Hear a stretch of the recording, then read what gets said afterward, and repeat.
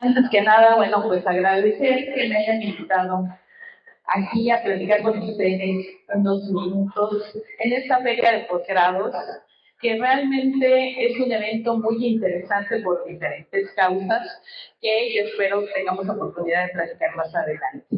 Bueno, pues como ya les informaron, mi nombre es Mayra Castañeda. El día de hoy voy a hablarles acerca de este tema que a mí me parece sumamente interesante, que es el éxito. Finalmente vamos a hablar acerca del éxito. Y mi postulado es que el éxito es un hábito. Y antes de comenzar, me gustaría preguntarles cómo están. Bien, ok, me parece excelente. ¿Qué tal van sus propósitos de año nuevo ahorita que estamos iniciando marzo? ¿Qué tal? Porque se ríen. Ya se les olvidaron, ¿verdad? Bueno, ¿por qué les hago esta pregunta acerca de los propósitos? Porque yo creo que este concepto que es tan complejo, que es el éxito, que tiene diferentes significados para cada persona, está ligado justamente a una intención. El éxito no es algo que aparece, es algo que nos toca a la puerta, no es algo que mágicamente encontramos tirado mientras vamos caminando por la playa, no. O sea, el éxito es algo intencional, es algo sobre lo que trabajamos. Y nuestros propósitos se supone que son intenciones que iniciamos con el año. ¿Sí? Entonces, esa es una forma de darnos un poquito cuenta de qué tanta intención real tenemos de lograr el éxito. ¿Sí? Si nosotros ahorita, en marzo, a principios de marzo, ya ni siquiera nos acordamos de cuáles fueron nuestros propósitos que hicimos hace 2 meses, entonces yo creo que tenemos que reflexionar un poquito acerca de qué tan comprometidos o qué tanto nos interesa realmente el éxito. ¿Sí? Y tal vez esto tenga que ver con qué es para nosotros el éxito. ¿Ustedes se han preguntado qué es para ustedes el éxito? ¿Qué significa?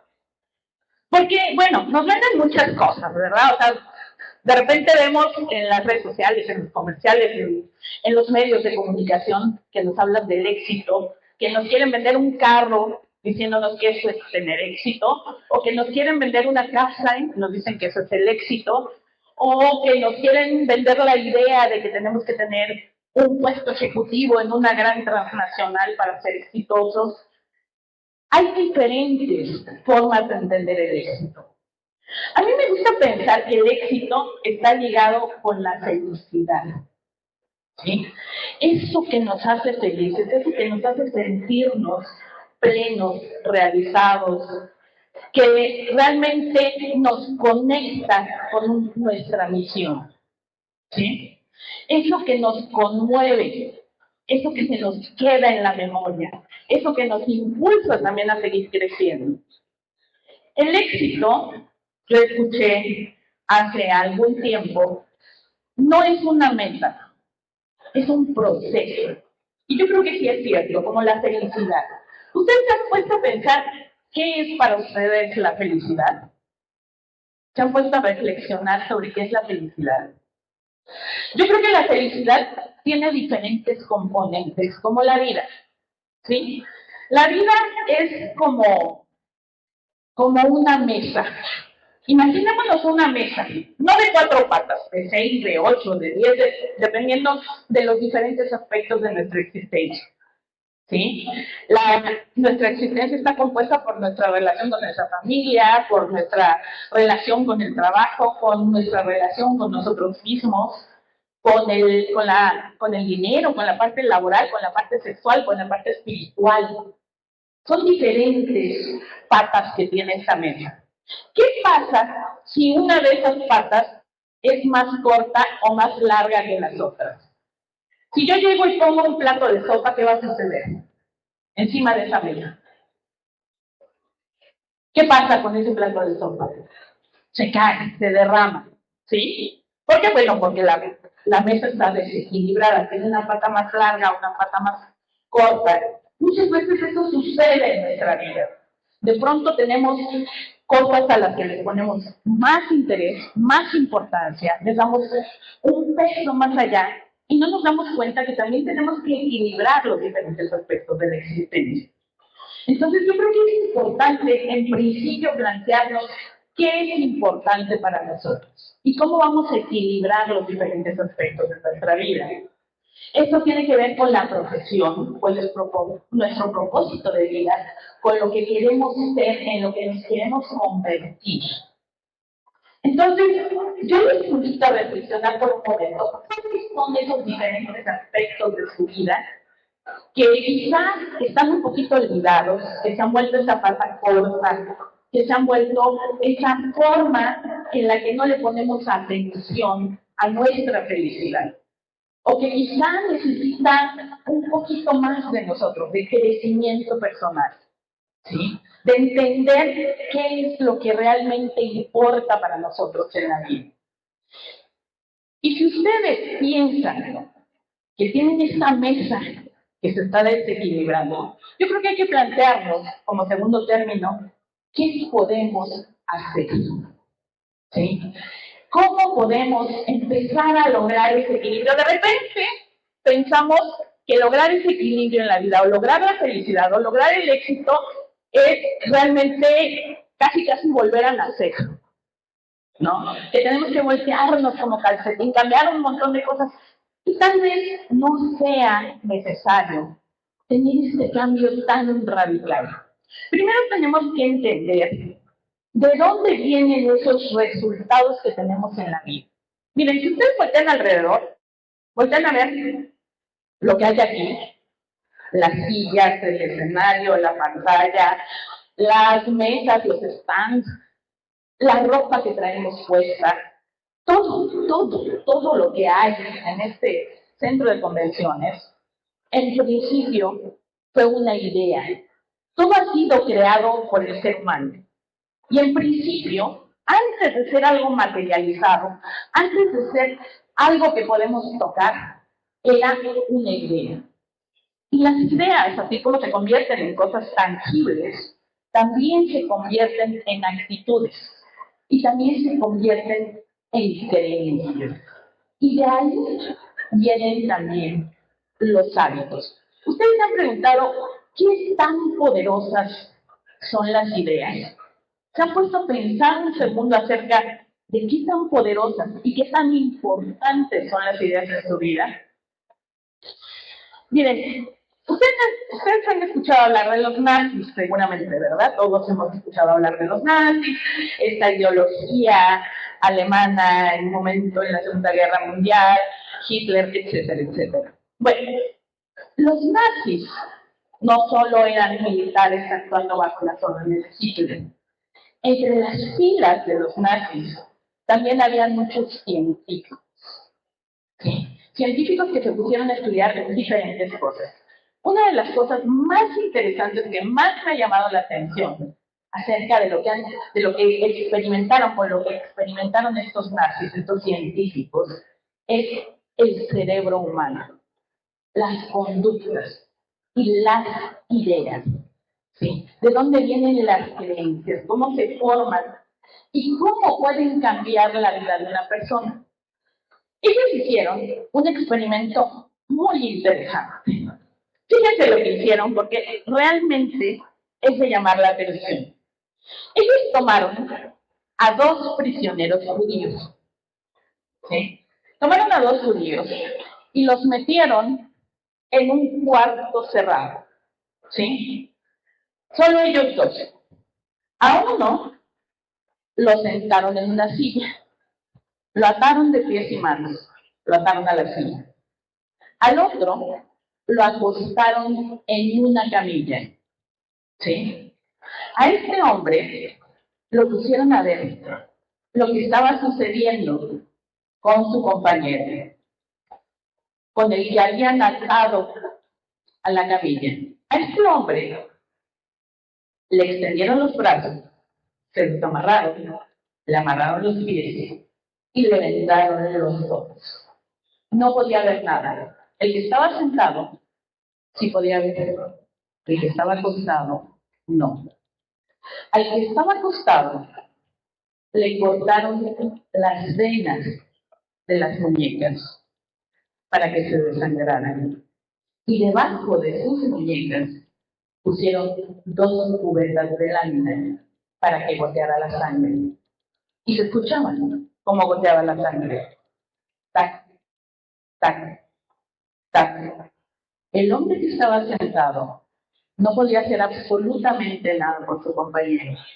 Solo pudo observar cómo se desangró lentamente hasta que murió. Cuando ya estaba muerto, tomaron el cadáver y lo sacaron de la estación. Tomaron al segundo preso, al que había visto todo. Lo acostaron en la camilla, le extendieron los brazos, los amarraron, le amarraron los pies y le vendaron los ojos. Y con un hielo frotaron sus muñecas.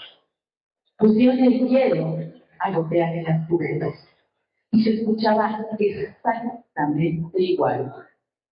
Tac, tac, tac. ¿Saben qué estaba pensando ese hombre? Me estoy muriendo, se decía. ¿Y saben qué pasó? Tardó 5 minutos más que su compañero en morir, con toda su sangre adentro. ¿Esto qué quiere decir? Bueno, esto quiere decir que efectivamente nuestro cerebro es sumamente poderoso, que con una idea en la que realmente creamos, podemos transformar nuestra vida al grado de producirnos la muerte física, la muerte real, sin que haya un motivo físico, orgánico, biológico real.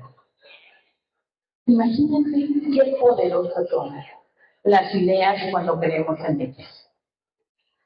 ¿Y qué pasa muchas veces con estas ideas? Bueno, ¿cuáles son las ideas que están en nuestra cabeza? Las ideas que están alojadas en nuestro subconsciente, porque esas no las vemos. Tenemos una parte consciente en nuestra mente y una parte subconsciente.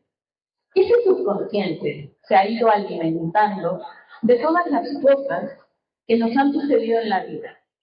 Ese no se le olvida nada, no borra cosas, interpreta, ¿sí? Y va alojando todas esas ideas, la interpretación de los sucesos por los que hemos pasado a lo largo de la vida, y nos ha dado ideas. Y esas ideas se han transformado muchas veces en creencias. Y esas creencias nos dan actitudes, conductas y hábitos. Los hábitos son esta parte en la que los seres humanos nos desconectamos. Nos desconectamos del consciente. Los hábitos son esas rutinas que constantemente llevamos a cabo y que si tuviéramos que estar pensando en ellas todos los días, nos volveríamos locos. Porque imagínense que cada vez que nos levantamos, abrimos los ojos y vamos al baño, tengamos que pensar en qué hago, por qué hago esto, cuál es el motivo de esta acción. O cuando nos lavamos los dientes, que empecemos a recapitular cómo era, a ver, cómo tengo que preparar el cepillo, cómo tengo que meterlo en la boca, no, todo eso lo hacemos en automático. Son hábitos que repetimos todos los días. Ahora, vamos a hablar un poquito acerca de este poder que tienen los hábitos en nuestra vida.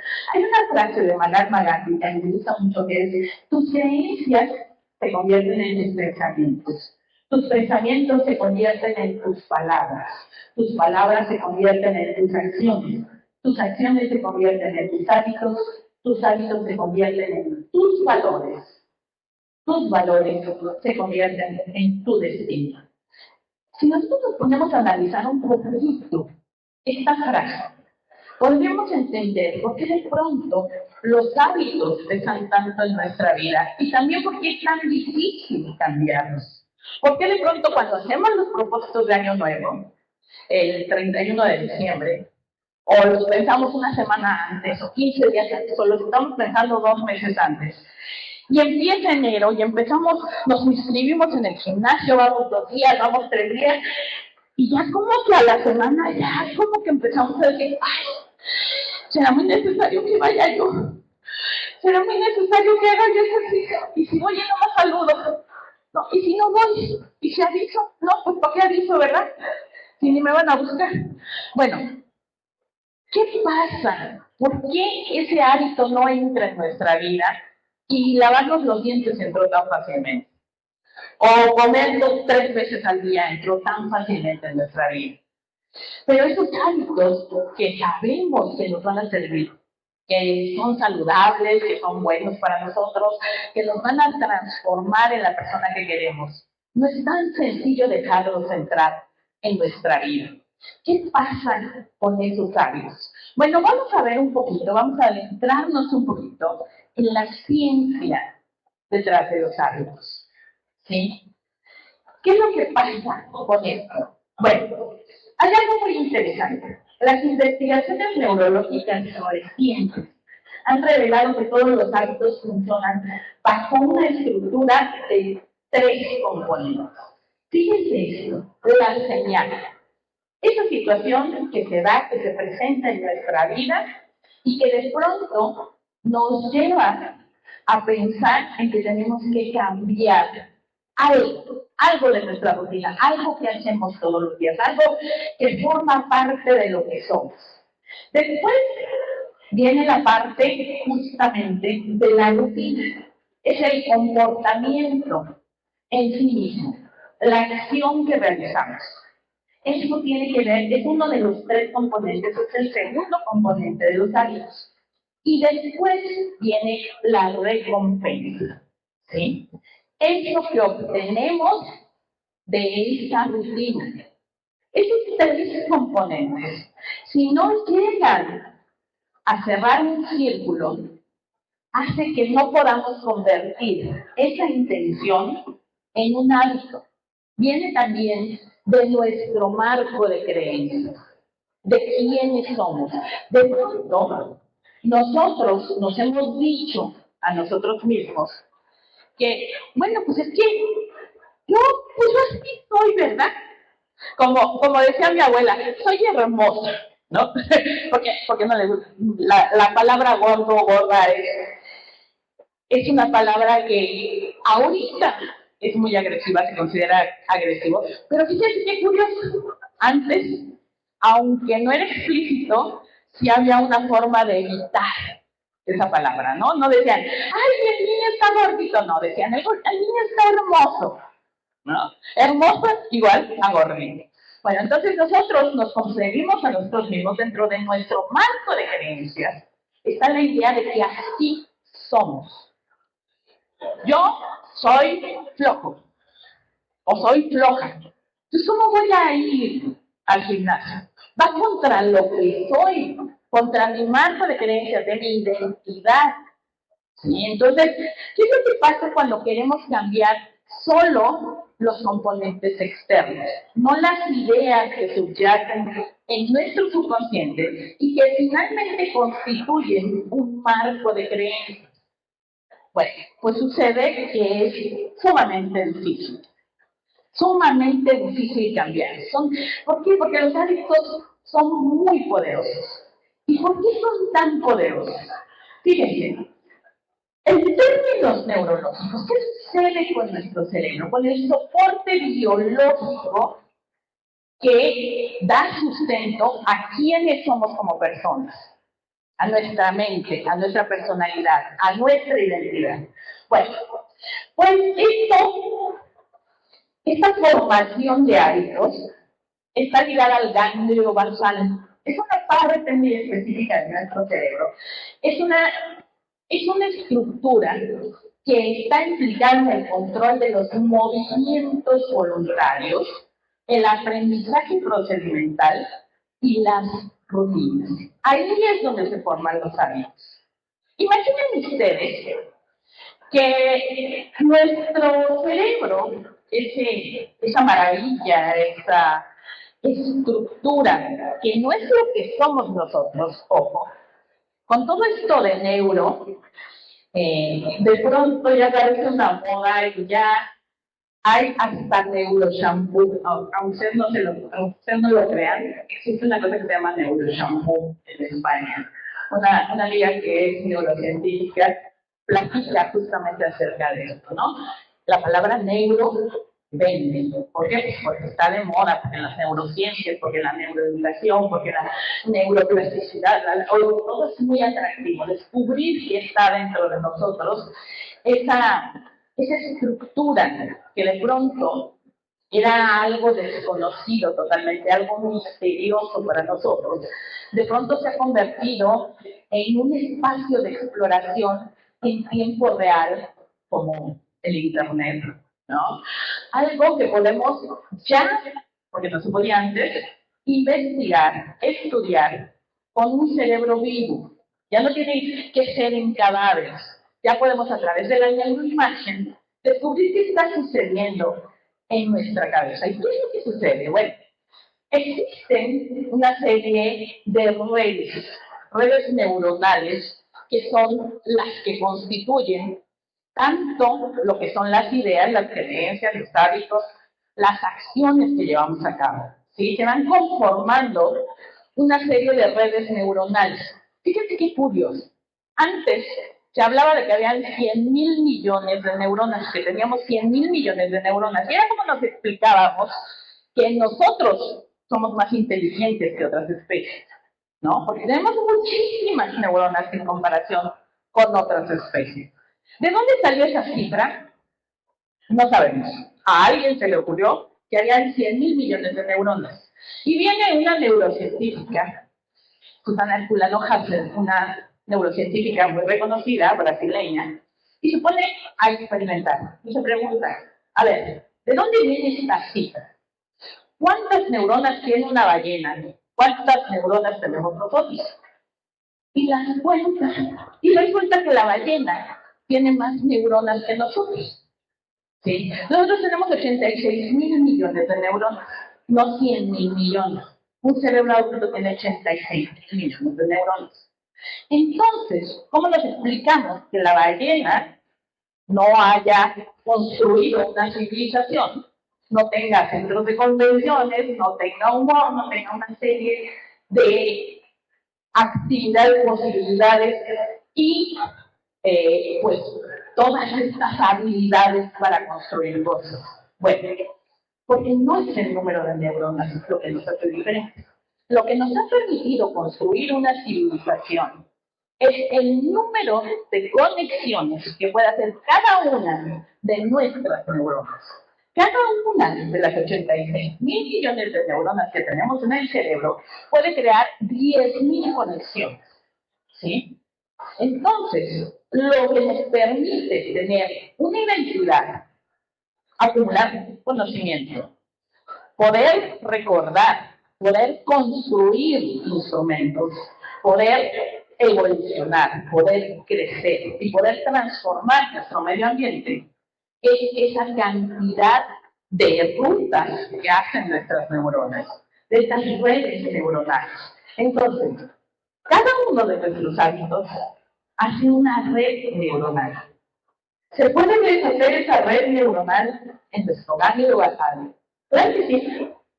Podemos reconstruir estas redes neuronales. ¿Cómo lo podemos hacer? Bueno, primero tenemos que entender que viene de una idea. Y esa idea se ha constituido en nuestra mente en una creencia. Se ha arraigado. Tiene una red neuronal. Y esa red neuronal, que pudo haber empezado como un caminito vecinal, ya saben, estos caminitos que de pronto se hacen entre la maleza, pero cuando uno empieza a pasar por ese caminito, por esa veredita, pues se empieza a hacer más grande. Y si uno llega ya no camina sobre el caminito, sino de pronto llega con un carro, y al rato mete una camioneta, y al rato mete un trailer, y después empiezan a pasar 25 trailers, pues al rato ya es una supercarretera de 8 carriles, ya no es el caminito vecinal. Entonces puede ser una red neuronal muy fuerte, muy poderosa. ¿Cómo la podemos transformar? ¿Cómo podemos abrir otras redes neuronales que puedan dar pie a estos otros hábitos. Tenemos que descubrir cuáles son esas ideas, esas creencias que creemos, además, que estamos seguros que son parte de nuestra identidad, que nos hemos apegado a ellas de esa forma. ¿Qué pasa conmigo si de pronto dejo de pensar en mí como alguien flojo o floja? Se me cae un pedazo de la identidad, ¿sí? ¿Qué pasa si dejo de pensar en mí como alguien que es gordo o gorda, que toda su vida lo ha sido y que no tiene otra posibilidad más que seguir siéndolo? De pronto nos podemos sentir muy vacíos, nos podemos sentir desnudos, nos podemos sentir que no tenemos una identidad. Si empezamos a quitar esos pedazos de nosotros, de lo que creemos que somos, ¿sí? Pero si nosotros empezamos por la forma, puede ser, y solo puede ser, que cambiemos nuestros hábitos. Fíjense qué interesante es esto. Un estudio publicado en el European Journal of Social Psychology por Philip Ballali y su equipo sugieren que el tiempo promedio para formar un nuevo hábito oscila entre 18 y 254 días. ¿Ustedes han escuchado esa idea de que en 21 días podemos cambiar un hábito? Es un mito. Es un mito. Esto nos viene a comprobar que es sumamente variable. ¿De qué depende si nos tardamos 18, 254 o el promedio de 66 días? Bueno, depende, desde luego, de una serie de factores. Pero aquí se trata de entender cómo nos podemos convertir en esa persona que puede llegar a ser, se puede empezar a ver en el espejo como alguien exitoso. Entonces vamos a ver una forma de hacerlo, una forma de llegar a eso, al éxito, ¿sí? Bueno, ¿qué nos dicen otros estudios? Aparte de este estudio de Lali que nos dice que en 21 días, eso ya nos cambia un poquito el panorama, ¿verdad? Ya no son 21 días, quizás sean 18, quizás sean 254, quizás sean 66 días, lo que nos lleve a cambiar un hábito, ¿sí? Ahora, vamos a pensar en términos prácticos. Estudiando a una serie de personas, un estudio científico nos dice que hay 5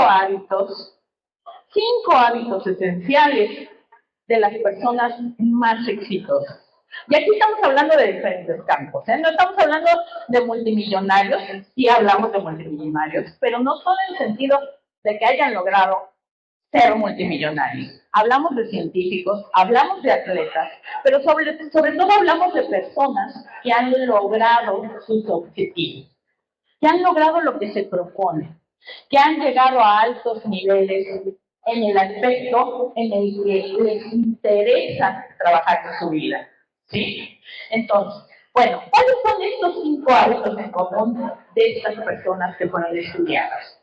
El hábito de la planificación estratégica, ¿sí? Porque de pronto nosotros pensamos en estas ideas sueltas de los propósitos. Ay, ir al gimnasio, tengo que dejar de comer tanto, tengo que comer a mis horas, A ver, vamos a pensar en una planificación estratégica. ¿Cuál es mi objetivo más importante? ¿Qué es lo que realmente me motiva? ¿Qué es lo que me va a permitir cambiar esa identidad? Esa identidad que al final de cuentas, si yo estoy pensando que tengo que ir al gimnasio, o que tengo que comer sano, o que tengo que estudiar una maestría, o que tengo que estudiar un doctorado, ¿qué es lo que quiero al final de todo esto? Ese es el objetivo que tengo que descubrir. En mi planificación estratégica, lo primero que tengo que hacer es entender que lo que me mueve no es ir al gimnasio, porque eso es lo que me da flojera. Lo que me mueve es tener un cuerpo vital. Miren qué chistoso.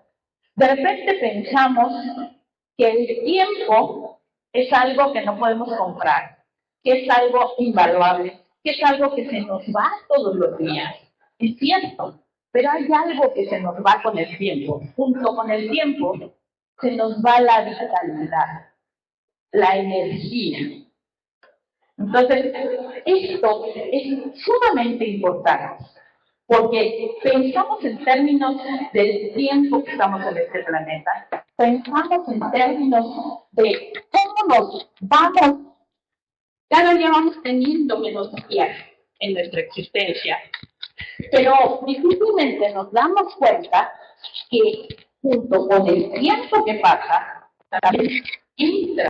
Bueno, entonces, junto con el tiempo que pasa por nuestra vida, también va disminuyendo nuestra energía, nuestra vitalidad. Entonces, ¿para qué quiero ir al gimnasio? ¿Para tener más tiempo? No, no voy a tener más tiempo, no voy a recuperar el tiempo sigue pasando. Pero lo que sí puedo hacer es tener vitalidad hasta el final de mis días. Si tengo un cuerpo preparado, si mantengo mi masa muscular, si tengo una serie de aspectos que contribuyen a que no me enferme, por ejemplo, pero difícilmente pensamos en esos grandes objetivos. Pensamos solo en que la sociedad nos dice que tenemos que ir al gimnasio. Igual puedo hacer ejercicio en mi casa, no tengo que ir al gimnasio. Mantener la vitalidad es mantener las condiciones en las que yo me pueda asistir a mí mismo, no necesite que cuando llegue a cierta edad alguien me asista, tener la suficiente fuerza, la suficiente vitalidad, la suficiente energía, la suficiente masa muscular para sostener el esqueleto. ¿Sí? Y a partir de ahí, establecer esta planificación estratégica. ¿Cómo lo voy a lograr? Pero lo primero que tengo que pensar es en el gran objetivo. El hábito del aprendizaje continuo. Eso es algo que también tiene la gente que se considera exitosa. ¿Sí? Aprender continuamente. Antiguamente, cuando yo estaba en la primaria, y en la secundaria, y en la preparatoria, y en la universidad, la gente pensaba que terminábamos la licenciatura, nos graduábamos y ya, teníamos la vida hecha, ¿no? Ya hasta ahí llegamos con la escuela, y fíjense que no es cierto. Algo que no nos dimos cuenta, y esto sucede desde hace mucho tiempo, no estoy hablando de seguir estudiando en una escuela, aunque la escuela nos da estructura, nos da muchas cosas que difícilmente, o sea, es más complicado estudiar por nuestra cuenta, pero sí lo podemos hacer. El aprendizaje es como respirar, ¿sí? A ver, traten de dejar de respirar. A ver, piensen por un momento, voy a dejar de respirar. ¿Lo intentamos? ¿Sí? A ver, a las 3. 1, 2, 3, dejen de respirar. Dejen de respirar. No estamos respirando. No respiren. No respiren. ¿Hasta ahí llegamos? Ok. No, yo también. Después del COVID ya como que nos cuesta más trabajito. No, pero es así. Imaginen dejar de aprender. No nos damos cuenta, pero el aprendizaje es exactamente igual que respirar. Nuestro cuerpo, nuestra mente no nos permite dejar de aprender. Aprendemos todos los días, de cada situación que se nos presenta. Pueden ser aprendizajes buenos, pueden ser aprendizajes malos, podemos desarrollar miedos, fobias, podemos desarrollar gustos, podemos desarrollar intereses, ¿sí? Podemos tener esos momentos eurekanos de decir, ay, ya lo entendí todo, ¿no? Esas epifanías. Pero no dejamos de aprender, constantemente aprendemos cosas. Ustedes cuando lleguen hoy a su casa en la noche, pregúntense, ¿qué aprendieron hoy? Y van a ver que aprendieron muchísimas cosas. ¿Sí? A veces cosas que no van a ser trascendentes en nuestra vida, a veces cosas muy importantes, muy trascendentes en nuestra existencia. Entonces el aprendizaje es continuo, pero aquí hablamos del hábito del aprendizaje continuo dirigido, ¿sí? Con un objetivo, ¿qué quiero aprender? ¿En qué quiero ser exitoso? ¿En qué quiero ser hábil? ¿En qué quiero tener un dominio sobre ese aprendizaje? ¿Sí? El siguiente hábito es la resiliencia y la gestión del fracaso. Es algo que ahorita nos está costando muchísimo trabajo. uno de los mejores maestros en la vida es el fracaso. Fracasen y tienen dos opciones: tirarse a llorar, lamentarse, ser las víctimas y decir, ay, ¿por qué me sucede a mí? O aprender de la lección del fracaso. Entonces, fíjense en los niños cuando son chiquitos y tratan de empezar a caminar, se caen, y se caen, y se caen, y se caen, y se dan unos buenos fracasos. Y de pronto, ellos, en esas caídas, van desarrollando sus habilidades, ¿no? Empiezan a ver cómo se van parando, cómo se van a sostener más tiempo, cómo van a avanzar más. Pero también aprenden, y eso se los enseña a veces la mamá, el papá, la sociedad, que si se quedan tirados allá, alguien va a llegar y los va a asistir. O que si lloran, va a salir alguien corriendo y los va a apapachar. ¿Sí? Esos aprendizajes los vamos teniendo y se van quedando a lo largo de nuestra existencia muchas veces y no nos permiten crecer. Porque pensamos que cuando fracasamos somos víctimas. O que cuando fracasamos alguien va a venir a ayudarnos siempre. Y no necesariamente es así. A veces nosotros nos tenemos que levantar solos. Y de ese aprenderse a levantar y levantar y levantar es donde más crecemos. La resiliencia es esa capacidad de vencer a la adversidad, ¿sí? De dejar de ser víctima. El hábito de cuidar la salud física y mental. Solo tenemos un cuerpo. Eso sí, hasta ahorita, sí hay mucha investigación y mucho desarrollo al respecto, pero hasta ahorita no podemos ir a una tienda y decir, me da un pulmón porque el mío ya falla, o me vende un riñón porque ya el mío no funciona, ¿no? O dos porque ya me los eché a los dos. No. O sea, tenemos que cuidar este cuerpo. Es el único hasta el momento que tenemos. ¿Sí? El hábito de cultivar relaciones significativas. Esos son 5 aspectos que nos pueden llevar al éxito, dado que las personas que tienen mucho éxito tienen en común esos 5 hábitos. Ahora, ¿cómo podemos empezar a transformarnos? ¿Cuál podría ser un primer paso para empezar con esos nuevos hábitos? Bueno, esto es una propuesta de un diseño del entorno para el éxito. ¿Sí? Reducir la fricción para hábitos deseables. ¿Esto qué quiere decir? Por ejemplo, yo quiero aprender de física cuántica, ¿no? Que es algo muy complejo. Bueno, para mí, tal vez para ustedes no, pero para mí es algo muy complejo. Quiero aprender de física cuántica. ¿Qué tengo que hacer? Bueno, pues acercarme al conocimiento, tal vez comprar algunos libros acerca de física cuántica, tener algunos videos, recopilar alguna información. Si yo empiezo a poner esos libros que compré en un armario allá tirados al fondo de mi casa, difícilmente voy a crear el hábito. ¿Sí? Reducir la presión significa facilitar. Entonces, en lugar de poner los libros allá, hacia el fondo, en el armario oscuro, pues los pongo enfrente de mí, los pongo en el baño, los pongo en el comedor, los pongo en la sala, en lugares donde yo esté cotidianamente, pues, pasando algún tiempo. Entonces, eso va a reducir la presión de los hábitos deseados. Y si quiero hacer ejercicio, tal vez tenga que poner unas pesas. Digo, trataré de no matarme cuando me levanto, ¿verdad? Y paso por allá. Pero ponerlas a la mano, poner, no sé, algunas bandas, poner algunos elementos que me inviten a ese hábito. Aumentar la presión por hábitos no deseados.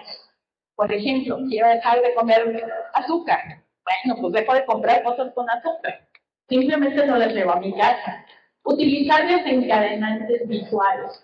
¿Sí? Poner frente a mí cosas que me recuerden esa intención. La técnica de filas de hábito. ¿Sí? Esto es algo muy interesante y funciona muy bien. Fíjense. Después de un hábito actual, por ejemplo, después de lavarme los dientes, haré un par de sentadillas. Eso es voy afilando hábitos. De los hábitos que ya tengo, que ya son un ancla mental, empiezo a afilar otros hábitos. El poder de los microhábitos. De pronto decimos, ay, es que quiero bajar 25 kilos. Uy, no, 25 kilos es una meta enorme. Pero ¿qué tal si esta semana bajo 500 gramos? ¿O qué tal si en lugar de hacer 200 lagartijas, hoy, después de ir al baño, hago 3 lagartijas o 2 lagartijas? Y después de leer un rato, de estar trabajando 20 minutos, hago otras lagartijas. ¿Sí? Esos son microhábitos. El seguimiento y la rendición de cuentas. ¿Qué es esto? Pues es tan sencillo como nosotros recapitular acerca de qué hicimos y cuáles son los resultados de eso que hicimos. Hacernos exámenes, hacernos preguntas acerca de qué hice y cuáles han sido los resultados. De estos pequeños microhábitos, tal vez, o de ese afilar, esas filas de hábitos. Y esto es muy interesante, la regla del 1%. ¿Ustedes han escuchado hablar del 1%?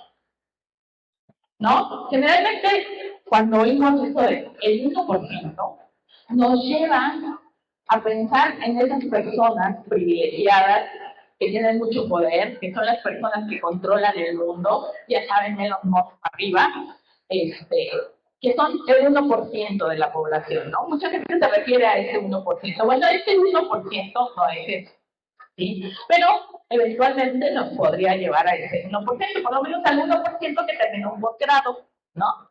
Porque así el doctorado está debajo del 1%, déjenme decirles, en nuestro país, de la gente que empieza la educación formal, la educación escolarizada, menos del 1% logra terminar un doctorado.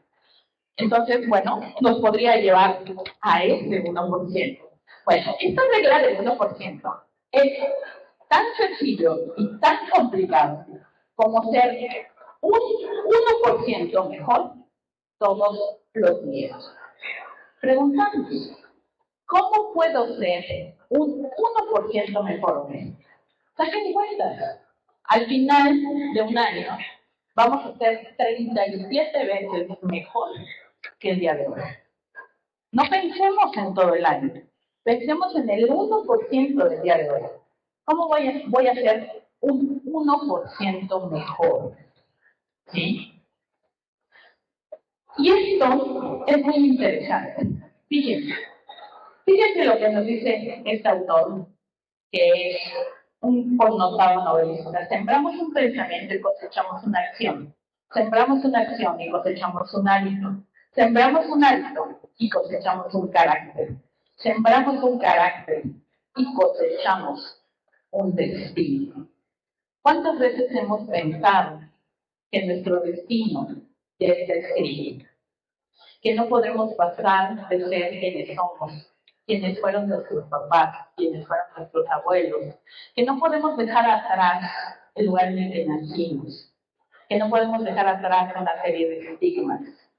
En realidad, podemos cambiar nuestro destino, pero necesitamos sembrar acciones, hábitos, cosechar carácter y cosechar también un destino diferente para nosotros. Yo creo que es muy importante que empecemos a pensar en nosotros de una manera diferente. Empecemos a pensar en cómo podemos llegar a ser. Dejar atrás un poquito la idea de que nuestra identidad es algo que nos constituye, porque los seres humanos podemos cambiar el día que nosotros deseamos, pero tenemos que desearlo. Tenemos que empezar a pensar en ese destino que queremos. Tenemos que empezar a darnos cuenta que el horizonte es mucho más grande de lo que alcanzamos a ver. Y tenemos que darnos cuenta también de que quizás nuestro peor enemigo somos nosotros mismos. Yo les invito a que de verdad hoy están parados en un lugar que les puede cambiar la vida. Hay muchas opciones. ¿Cuántos pretextos nos vamos a poner para no tomarlas? Yo les invito de verdad a que consideren su futuro como algo posible, a que piensen que ustedes pueden dejar de ser esa persona que los limita y empezar a ser la persona que los impulse. Los hábitos, las ideas, las creencias, todo está en nuestra mente. Y todo, independientemente de la edad que tengamos, puede cambiar. Ya no tenemos pretextos. Regresamos a la neuro, pero la neurociencia ya nos lo dice. La neuroplasticidad, esa capacidad de crear nuevas redes neuronales, es algo cierto, científicamente comprobado. Y no importa que tengamos 75, 80, 90, 95 años, podemos aprender lo que nosotros deseamos. Es cuestión de empezar a construir esos nuevos hábitos. Los invito a que empiecen su futuro nuevo. Hay muchas opciones y si quieren también está la Universidad Hispanoamericana de Bajío, la de Yucatán. Bueno, yo les agradezco muchísimo, muchísimo que me hayan prestado sus oídos estos minutos. Espero que tengan una excelente tarde, que la sigan teniendo, que tengan una excelente vida. Hasta luego. Gracias.